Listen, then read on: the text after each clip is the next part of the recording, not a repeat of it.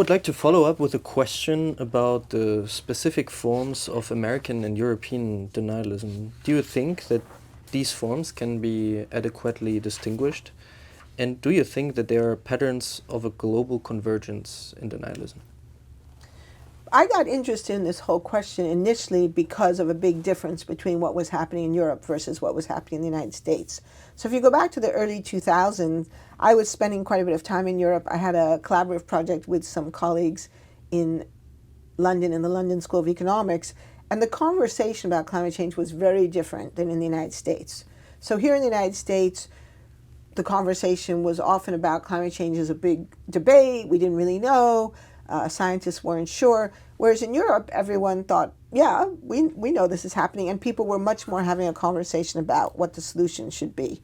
And even the private sector conversation was different. So I remember landing at Heathrow Airport in London and seeing big signs that said BP, Beyond Petroleum. So this was the largest petroleum corporation in Britain, one of the largest in the world, saying that they were going to move beyond petroleum and adopt renewable energy. So it was very radically different. And so I became interested in that difference. Why was this conversation seemingly so much more advanced in Europe? And part of the answer to that question was about climate change denial and the role of the fossil fuel industry and also these right-wing think tanks like the Marshall Institute, but also the Cato Institute, the Competitive Enterprise Institute, the Heartland Institute, who were promoting doubt and disinformation about climate science and opposing climate action.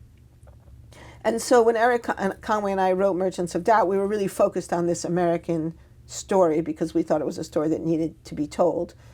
Since then, things have changed, and we have seen the export of American climate denial to other countries. And I mean that quite literally. We have seen arguments that were not used in Europe 20 years ago being used there now. And in some cases, we can document the links from American denialist groups to groups in the United Kingdom and continental Europe.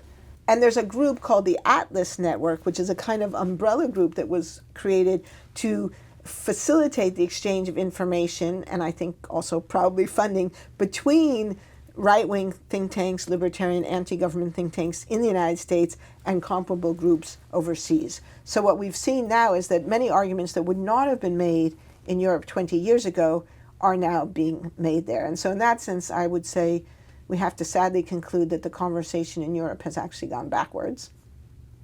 I would like to follow up with the next question about the history of agnotology. And since you mentioned the difference between an outward lie and the fact to exploit scientific uncertainty, I would like to ask you to explain to us the very domain of agnotology.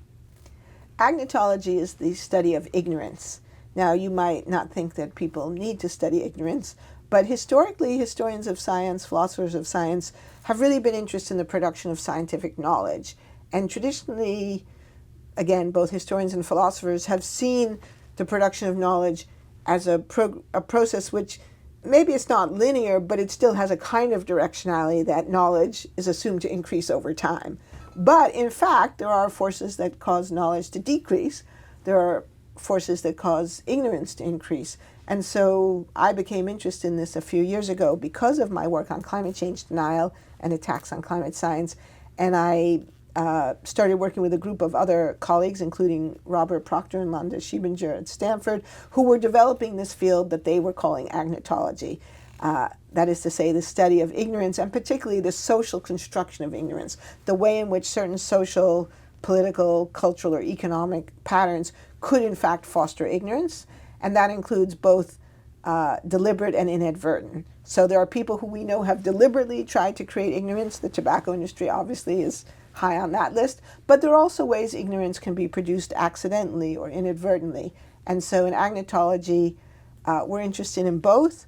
Probably there's been maybe a little bit more emphasis on the deliberate, what I like to call malevolent actors. But I think the study of the non-malevolent actors is important as well, because it's relevant to the whole question of how scientific knowledge develops. So in my recent book, Science on a Mission, it's a history of Cold War oceanography, I look at this question in a context that's not malevolent. The U.S. Navy was trying to foster science It was trying to foster oceanography and marine geophysics because it understood that having a good scientific understanding of the ocean would help it do its job better. So its intentions were honorable, but by focusing on certain kinds of questions that were related to the Cold War, and particularly questions related to submarine warfare, other areas of oceanography atrophied or even died out completely. And so knowledge was produced in some areas, but ignorance was also produced in others. And so in that book, Science on a Mission, I look at the trade-offs. I look at this question of how even with good intentions, we can still sometimes foster ignorance simply based on the choices we make about what we think is important to study, and also especially who's funding it. Great. Good. All right. This is awesome. All This right. is exciting.